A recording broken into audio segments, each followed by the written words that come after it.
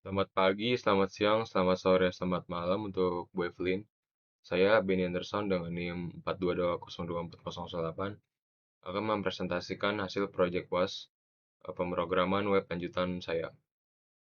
Untuk pertama-tama, kita akan melihat website-nya dulu secara sekilas. Lalu kita akan lanjut ke source code. Untuk tampilan home seperti ini. Ini adalah tampilan login registernya. Tampilan shop kita seperti gini. Untuk produk detail page-nya seperti ini. Kembali lagi. Oke, sekarang kita akan melihat untuk source code-nya. Jadi pertama-tama kita akan melihat dulu dari bagian app, lalu ke HTTP, ke controllers, lalu di dalam API. Jadi pertama saya akan menjelaskan dulu out controllers. Jadi out controller ini berfungsi untuk mengatur dari proses autentikasi user pada website ini. Jadi misalnya ketika user mau login itu lewat API, lalu fungsi dari loginnya itu bakal ngeverifikasi kredensial yang diinput oleh user dan bakal ngembaliin lagi token aksesnya untuk mengakses endpoint API lainnya. Begitu juga sama dengan registrasi, jadi controller ini bakal menyimpan data user baru ke database. Untuk book controller itu untuk apa?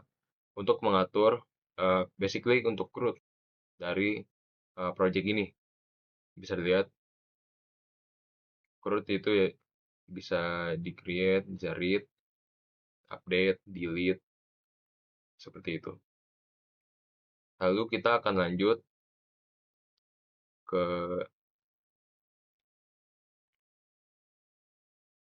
models di book.php. Jadi book.php ini fungsinya untuk ngepresentasiin tabel dari painting-painting atau arts yang udah ada di database itu. Lalu selanjutnya kita akan lanjut ke migration dulu. Untuk migration yang paling penting ada di create ini. Jadi fungsinya untuk apa? Untuk membuat tabel di database-nya. Jadi dengan code ini, struktur tabelnya bisa dikontrol sama dimigrasi secara otomatis tanpa perlu membuat tabel manual lewat query SQL. Lalu untuk config, config kita akan masuk ke app.php.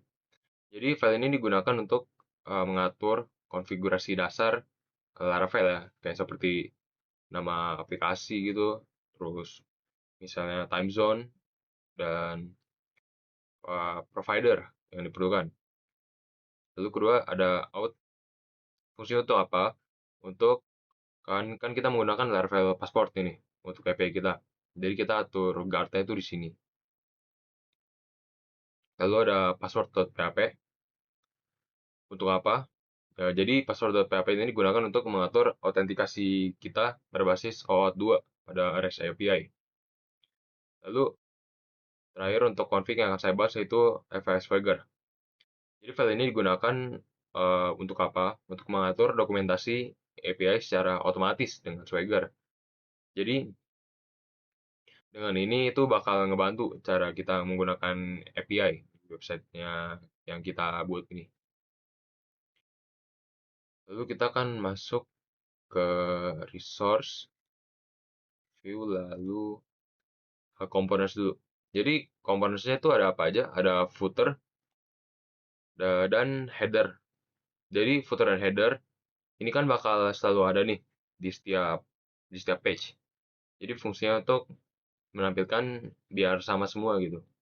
Daripada kita buat satu-satu di page kita mending buat dulu di folder terpisah, lalu kita hubungkan dengan pages yang khusus kita buat. Untuk bagian page kita yang kita lihat secara langsung ada 3. Ada pertama tadi home, seperti ini home. Lalu kedua ada produk showcase-nya, ada apa saja. Lalu kita pencet ada produk detailnya.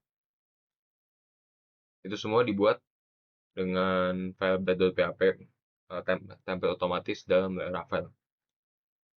Untuk update up public, ini fungsinya untuk apa? Untuk mengimport aset-aset yang kita gunakan dalam project ini.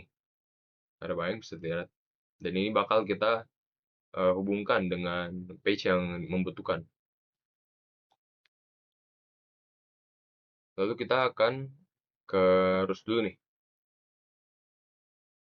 Di roots kita akan lihat api.php dulu. Jadi fungsinya tuh untuk ngaturin nih endpoint REST API kita untuk website ini. Jadi kalau misalnya kita buat endpoint API apa gitu, jadi setahu saya data bukunya bisa kelihatan. Terus buat web.php, jadi ini adalah routing di mana kita bisa ya ngedefinisin URL untuk nampilin file blade tadi. Jadi ini bisa terlihat ada tiga, soalnya ada tiga page yang kita bakal redirect. Ada home page pertama, ada product page, product showcase, dan ada product data page. Untuk git ignore ini fungsinya saat kita push ke git, file-file penting ini yang mengisi informasi sensitif itu tidak akan dimasukkan juga dalam GitHub kita, karena GitHub kita itu publik. Oke, sekarang kita akan melihat detail dari website secara langsung. Pertama, kita akan melihat dulu footer dan juga header yang kita telah tunjukkan tadi di source code. Jadi di header terdapat logo kita, tentu saja. Lalu juga terdapat nomor telepon, dua tombol untuk balik ke home dan ke shop yang sekarang kita ini. Dan juga terdapat tombol wishlist, card, dan juga login register ya. Lalu di sini ada slideshow. Slideshow-nya secara otomatis bakal looping secara infinite. Kita tunggu.